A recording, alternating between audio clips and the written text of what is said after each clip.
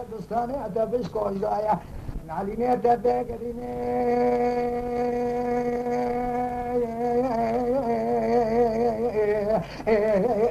أمقولي بريد الخبر ذي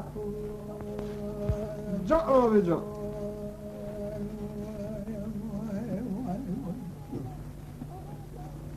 أرى سبب سريع لبالي خلالي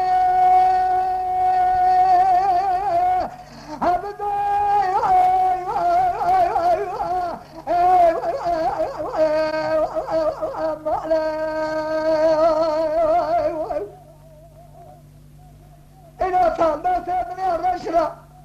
أطيرت السنة تقاسف عليها الأرجف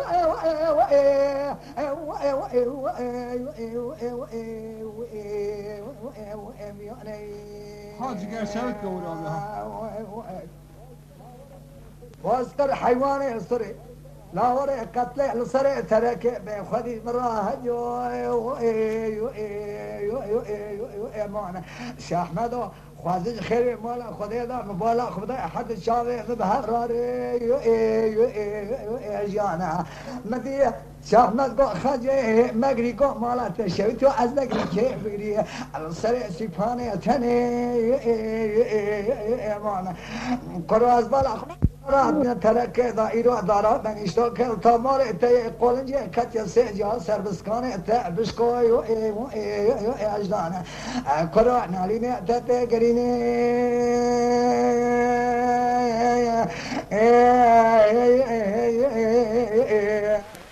نقولي بريج خمال دي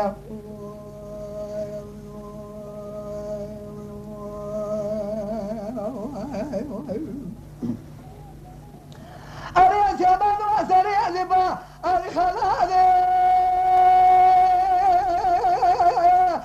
آخنا كما ودي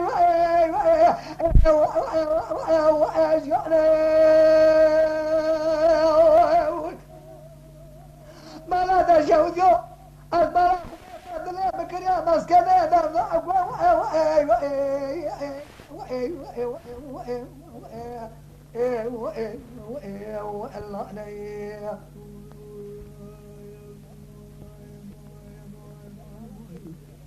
اما لا تشوي شوف انت الدورة اخذ بجيره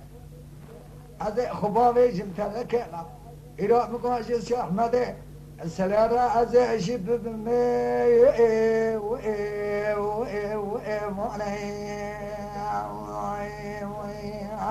من الشيخ احمد خنجي مقري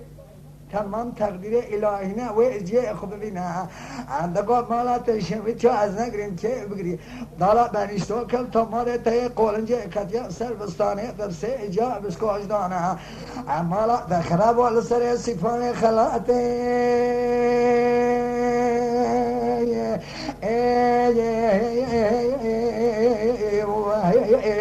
مخرسك من الماني